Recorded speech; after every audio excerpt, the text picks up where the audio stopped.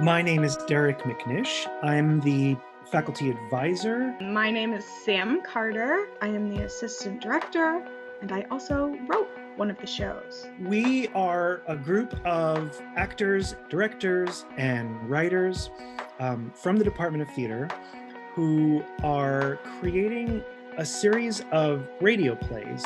All of the actors working on the project went out in search of poems that inspired them and were about diversity, equity, and inclusion sort of issues. So we ended up finding, slam poetry on YouTube that's not written down anywhere, things that are really just happening now in response to the world around us. People picked poems that really spoke to them and wrote scripts inspired by the poems. We brought these poems to our Zoom meetings, shared them, read them, discussed them.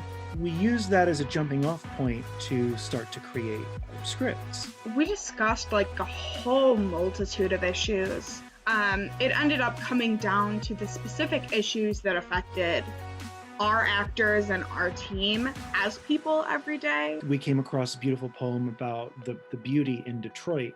It led us to topics related to the relationship between where a person is from and the perceptions of that place. The poems struck conversations, and they were inspired by those conversations, or sometimes we did improv, so they were inspired by writing that improv down, refining it into a script. This is not something that is done in the traditional theatrical model. It's something that is genuinely the creation of the people in this room, that everyone has equal ownership over. In some ways, necessity is the mother of invention, that, having all of these limitations created opportunities, because then we could figure out what is the thing that fits this brief. The script that myself and Cole Zubak wrote together is inspired off of a poem called Sex Ed by Saini Raj. She talked about when she was younger and she was learning about where babies came from. She was trying to ask questions to her parents and they weren't answering these questions.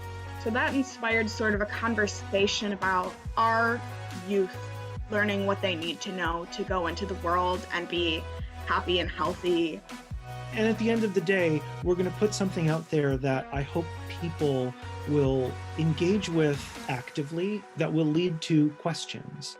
If one person listens to one of these plays and become a little bit more empathetic, if they become a little bit more kind, maybe if they just listen a little bit better, knowing the struggles that people are carrying around with them, that this will be time well spent.